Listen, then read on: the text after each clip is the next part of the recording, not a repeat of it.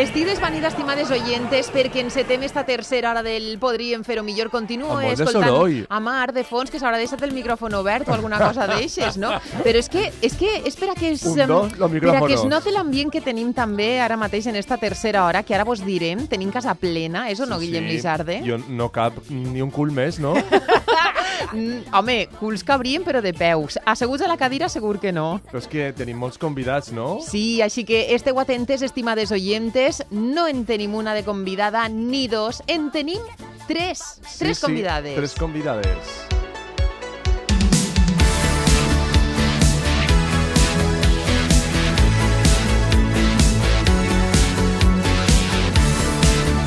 I les convidades són les polifacètiques actrius Lucía Aibar, Victoria Mínguez, hola, bona vesprada. Bona vesprada. Hola. I la també actriu i distribuïdora en este cas, Débora Esteve. Hola, bona vesprada. Perquè han vingut a parlar-nos de Caos, la nova producció de teatre de l'Abast, que es va estrenar la setmana passada a la Rambleta i que estarà rodant per diversos escenaris del nostre territori. Benvingudes a les tres. Si me preguntes què és Caos, jo te diré la meva habitació, però conteu-me què és Caos, a veure, vosaltres. És la nova producció de la nostra companyia. Nosaltres som Teatre de l'Abast. Teatre de l'Abast és una companyia de teatre físic i multidisciplinari que ja portem 8 anys. I esta nova producció per a nosaltres ha sigut com un salt, una aposta a una cosa més madura, més adulta, i està sent un caos, però en el millor dels sentits, perquè al final estem trobant molt d'ordre dins del nostre caos. I res, sí, acabem d'estrenar, hem estrenat en Rambleta, ara anirem també a la Sala Inestable i podreu gaudir, per favor, veniu, perquè vos agradarà molt. Caos va de tres amics que compartixen l'edat entre els 30 i els 40 i tenen un muntó d'il·lusions, de desitjos, també tenen moltes pors i inquietuds. La vida mateixa. La vida mateixa. Exacte. I per això també la gent, jo penso que és també tocada, perquè al final s'identifica en nosaltres i també en el nostre propi caos. I l'obra té una particularitat, i és que mesclem les nostres vivències, és una autoficció, amb molta part que és veritat, en les lleis de la física i en la teoria del caos. Wow. En un text que ha escrit molt bonic i molt bé filadet, Juli Disla. Però això és per a justificar, no?, lo del desordre que diem de l'habitació. Claro, és que l'univers per ell mateix tendeix a desorganitzar-se, és una de les frases de l'obra, i al final la nostra vida és intentar organitzar el nostre propi caos. Que bo. Escolta, jo és que estic escoltant-la com està descrivint i com està venent-nos-heu, i clar, Débora, tu, que et dediques també a moure l'obra, a distribuir-la, no? Jo crec que això és una de les funcions també dins de la companyia. Jo no sé si t'emportes a Lucía per a que la lloguen. Som un equip, sí, moltes vegades treballem juntes i anem a fires i tot, perquè, bueno, al final les dos són part de la companyia, i a l'hora de contar com és un espectacle, que millor moltes vegades que algú que forme part de l'espectacle. Però, Débora, distribuïdora, i que estàs distribuint? No s'ha portat res, ni una taronxeta, ni un berenar. És que ho ha fet superbé. Distribuïdora. Ho ha fet tan bé que dic, mira... És que l'acabem d'estrenar, aleshores encara sé de què va. Sí, setmanes. Alguna cosa ens portarà de distribució, no sé, com si fos Amazon, però no. Sí, no, jo anime a... Bueno, és un espectacle que va sobretot dirigit al públic adult, sobretot per els temes que tractem, no?, generacionals, però també juvenil, no?, a aquelles persones que comencen ara a la vida adulta, i perquè, bueno, ahir veiem també coses que se van a sentir molt identificades i coses també que els espera conforme van passant el temps. I jo anime a la gent a vindre a veure'l perquè, a més de que el text és una meravella, els actors, que són Lucía, Vicky i Ramon Ródenas, estan espectaculars. La direcció és de Pucha, de Zero en Conducta, i és teatre físic pur. És una meravella, i veure'ls en escena com treballen este text que diu tantes coses en eixa tendresa que fan ells a través del cos, i les coreografies, com n'hi ha un subtext molt xulo que se fa a través també del cos. I anime a la gent a que vinga a veure'l estem este dissabte en Alboraya, per cert, a les 8 de la vesprada, i ja estan les entrades disponibles. I com bé ha dit Lucía, en la Inestable 3 dies, vull dir, a les 7 de la vesprada, un horari meravellós. La veritat és que és molt accessible, no? Ens heu posat molt fàcil per anar a veure-vos. Però, escolta, jo m'estic quedant, per exemple, la gent que no estiga molt familiaritzada en les arts escèniques, en això que dieu de teatre físic i multidisciplinar, Vicky. Això què és? Què és el que veurà l'espectador que vaig a veure-vos? Jo crec que la gent no s'ha d'assustar. Exacte. Han d'estar tranquils perquè a la veure nostra si feu companyia... com eixe, com li diuen, eixe que posa a fer ahí dominades i coses d'eixes, que van a veure. Bueno, podran veure alguna dominada. En el llados eixe, no? No estem ni propers. Es posen a fer burpees els que van a veure'l. No, però vos puc assegurar que en este equip la gent sap fer dominades. La gent està prou forta. I burpees i de tot. Sí, en este cas, la veritat és que... En este caos. En este caos hem aconseguit que combinen molt bé tant la part textual com la física i, de fet, la gent no estarà veient una coreografia, sinó que, sense adonar-se'n, estarà veient com una proposta visual i poètica amb este text meravellós. Vull dir que, al final, el públic ho gaudís i ho està veient sense cap esforç, sabeu? Crec que és una obra que la gent la veu i l'està gaudint, és el que ens ha traslladat el públic i nosaltres estem molt contentes al respecte. Vamos, els 3 dies que hem estat en la Rambleta, la gent superemocionada, en plors inclosos, perquè és de veres una comèdia, la cataloguem com nostàlgica, no? Que té este punt de... Te ho estàs passant molt bé i alhora també remenegen coses. Jo espero que estiga Pokémon per ahí quan parlo de nostàlgia, però no. Estem parlant del text és de Juli Disla, és un gran, però també heu comentat que és part de vosaltres mateixa, no? És que nosaltres vam fer una proposta a Juli que al principi se va quedar perdó, què voleu? Perquè nosaltres volíem ser nosaltres mateixos, Vicky és Vicky, Lucía és Lucía i Ramon és Ramon en el text, però a la vegada volíem, clar, fer una ficció i que tinguera tot molt de sentit. I, bueno, Juli, que és a banda d'amor i increïble, una persona molt entregada, una generositat espectacular, és un grandíssim escritor i dramaturg, i vam fer mogolló de sessions de teràpia. No, totalment. Quasi de teràpia, en realitat, d'estar hores i hores parlant amb ell, dient, volem transmetre això, volem parlar de la nostra generació, de les nostres pors, de la necessitat de, jo és que vull tindre una... No sé, ara ja tinc la necessitat de tindre una estabilitat i jo m'estic plantejant ser mare o no, o ser pare o no, i aleshores són, les nostres pors i les nostres desitjos, i fèiem això, mogolló de metratge d'hores d'àudio gravat, de, anem a conèixer-nos, i és molt graciós. Però totalment, l'altre dia li vaig dir jo a Juli, si és que es coneixes més que els nostres pares, sí, molta gent de molta confiança, perquè van fer moltes sessions de parlar de nosaltres mateixos. I com que tot estava lligat en la física i l'astronomia, també van tindre una sessió amb un especialista en física per a que tot tinguera una coherència i a banda tinguera un llenguatge accessible, que ningú s'assuste, perquè tot és super, des d'un punt molt divulgatiu, per entendre-nos i per a que a qualsevol li donen ganes d'entendre el seu propi món a través del món, no? De la física. De fet, podem dir que al principi, ja no estem fent cap spoiler, comença amb 3 amics real que se'n van d'excursió a un observatori a una població propera d'ací València a veure les estrelles. I ahí comença tot. Aras de los Olmos. Aras de los Olmos. I ahí comença el caos. I ahí comença el caos. Però és que ens han contat, i jo no sé, és que ara em fa por, perquè diu, no desvelem massa, ens han contat que l'origen de tot també està, no sé si en un observatori o en algun lloc semblant, però a molts quilòmetres de distància. De fet, este projecte... Sí, parlem de Xile. És que no sabia fins on podia dir. Ara t'ho expliquem. Nosaltres, este projecte comença en Graners de Creació, que és un projecte de residències artístiques que es fa en València i es fa amb connexions en altres llocs del món, a nivell nacional i a nivell internacional. I el projecte que vam presentar en un primer moment no s'assemblava gens al que és ara Caos, i això va començar fa 3 anys. Aleshores nosaltres vam començar, sí que tenia vinculació amb la ciència, perquè Lucía i jo sí que volíem fer un projecte així, però ens trobàvem en un moment en el que aquestes coses de les que parlem, no? Dels desitjos, les pors, estaven constantment en les nostres reunions i s'allunyaven un poc del que en un primer moment vam presentar com a projecte a Graners de Creació. Aleshores, com que teníem 3 anys per a investigar, va sorgir l'oportunitat de fer una residència a Xile.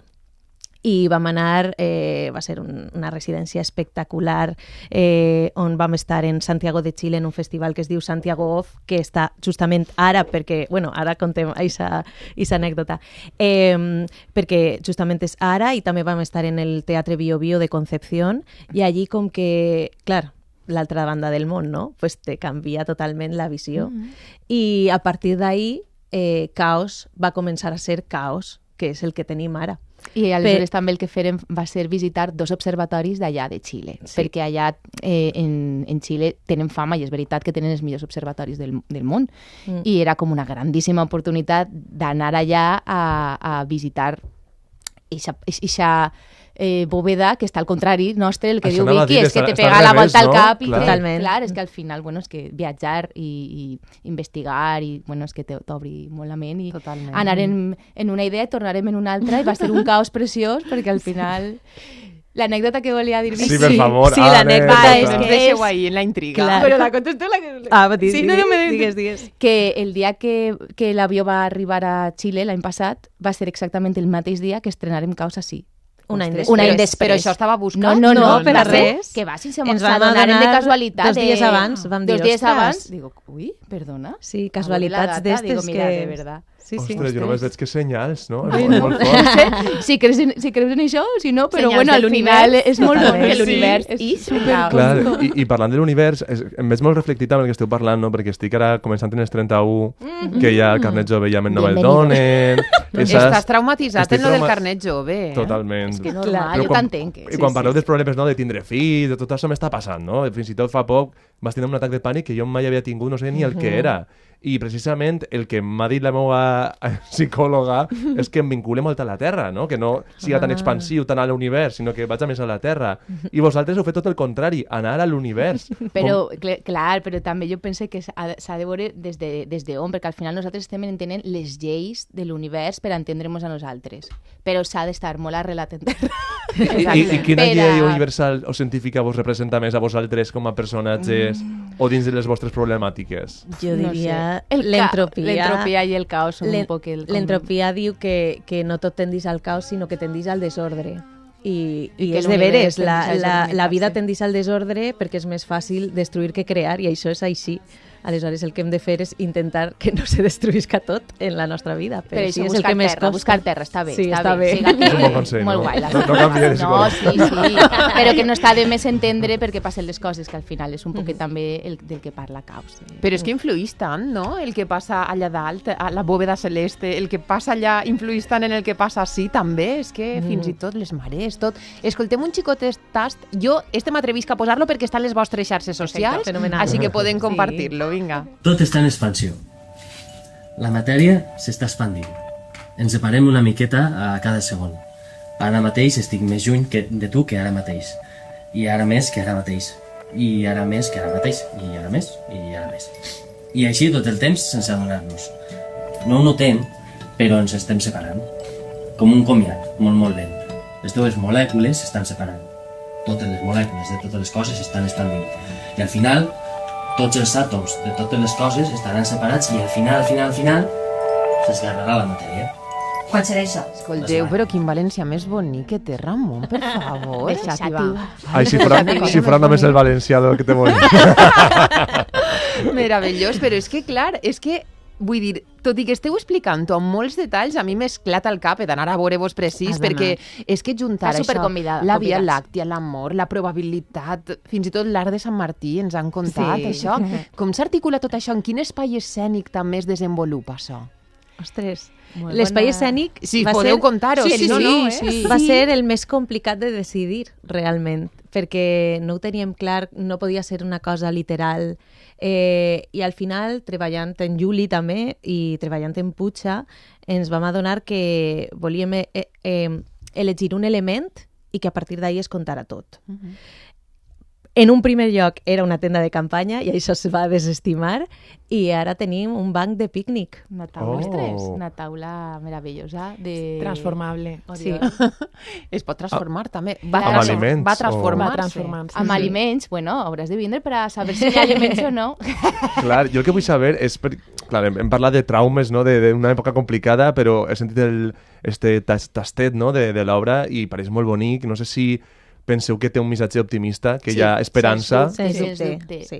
Crec que la gent, sobretot, el que més ens diu és que n'hi ha com alegria, optimisme i ganes de viure.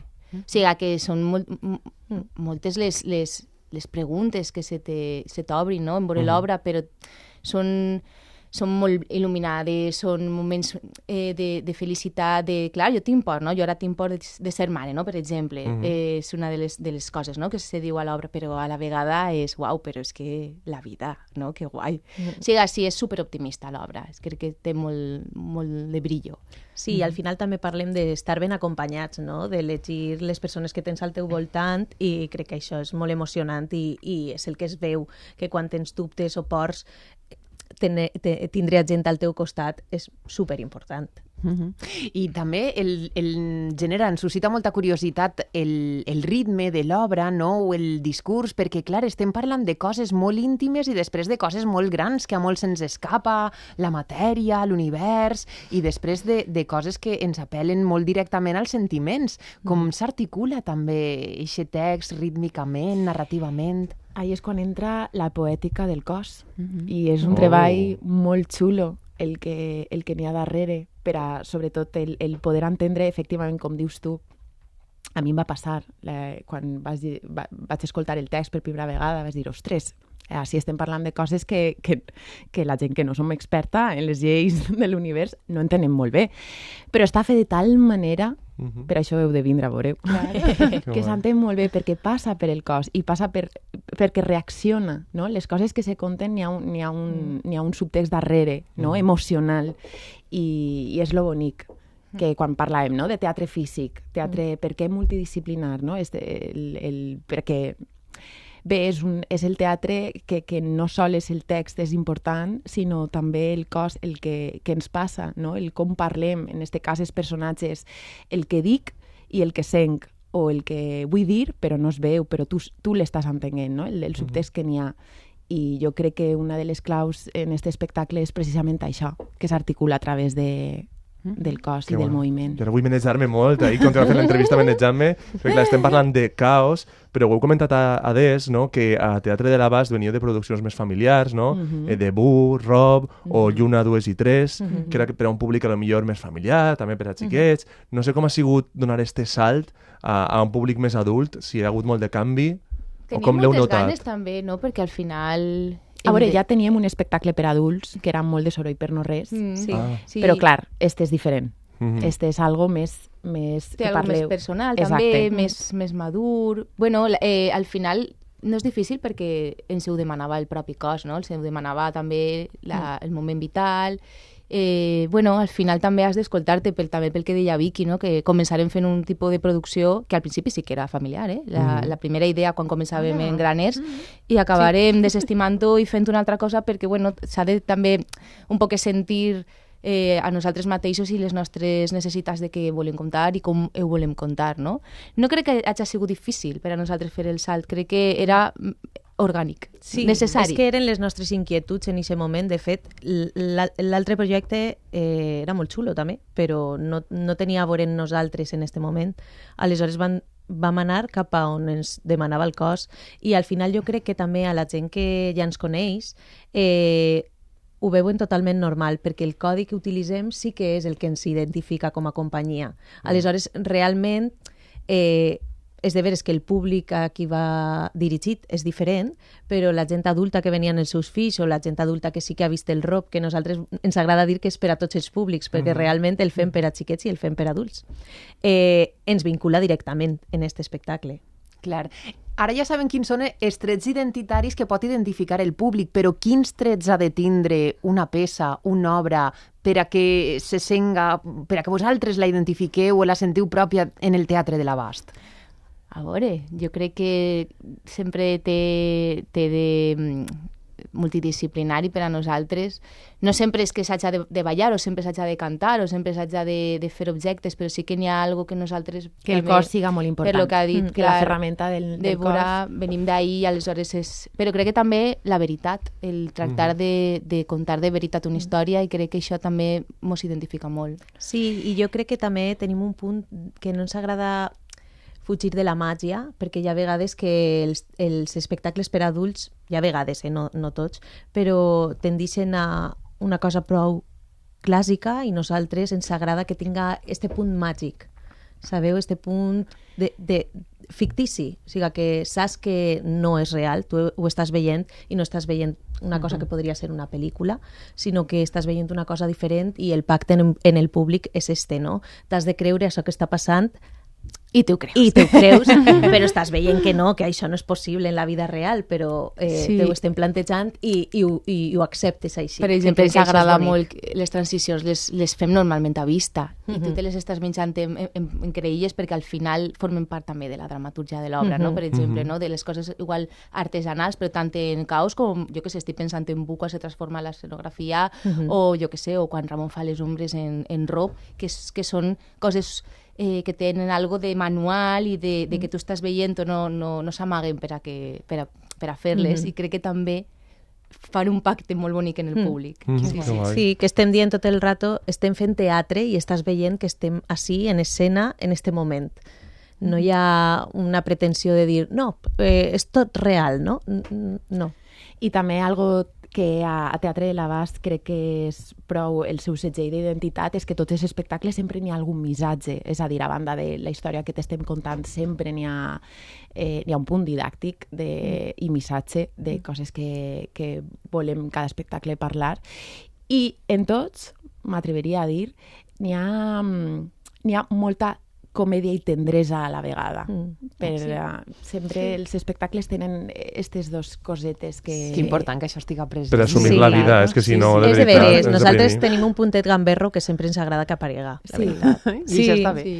I en Teatre de l'Abast vau començar el 2016, esteu en no res 10 anys, no? L'any que ve. Avui estàvem parlant això. Com ho porteu? Com ha sigut el camí? Era com esperàveu o què? No, que va, pitjor. Sempre és pitjor, però a millor, vull dir-te, tu, pues, jo què sé, eres jove, vas tindre una companyia, comences fent un espectacle X, no? En este cas Lluna 2 i 3, que encara la fem, estem super encantades. Bueno, però tu, jo què sé, no t'esperes com és la vida ni com és tindre una empresa. Bueno, da igual, és que això és una història que podríem tindre una altra conversa. Que difícil. Però un altre caos, no? És un altre caos, però estem contentes perquè al final no s'assembla a lo que era, però en algunes coses és millor, en altres és pitjor, i ja està, bueno, la vida. No, i sobretot que anar cresquent, i cresquem molt, vull dir, no sols fa espectacles, produeix espectacles, sinó també gales, cada vegada ens confien projectes més grans. Teatre a la carta, pues al vostre web, sí, això... Sí, teatre a la carta.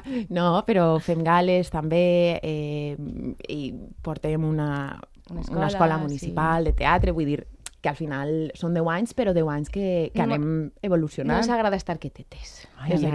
Esteu parlant de gales i, clar, també ens havien comentat, no?, que vau participar en Amunt el teló, en la gala que es va fer benèfica per a les persones afectades per la Dana. Tu, Vicky, vas parlar en qualitat de voluntària també, no? Vas explicar com va ser... Tívoli. Va ser molt emocionant. Va ser molt emocionant, la veritat. Va ser preciós. Una gala espectacular en un nivell, jo què sé, és que hi havia tanta gent implicada que va ser preciós tot el rato. Jo pensava que... Clar, jo vaig eixir al final i clar, jo ja vaig plorar durant tota la gala i deia que bé, perquè així ja no plore quan parle, però no, també vaig plorar. Vull dir, va ser preciós i la gent estava totalment volcada. I la veritat és que va ser un dia especial per tots els llocs, vamos. Sí, preciós. Doncs no res, jo crec que hem de recordar ja on podem veure Caos, no? A veure, teniu aquí el calendari. Exacte, jo.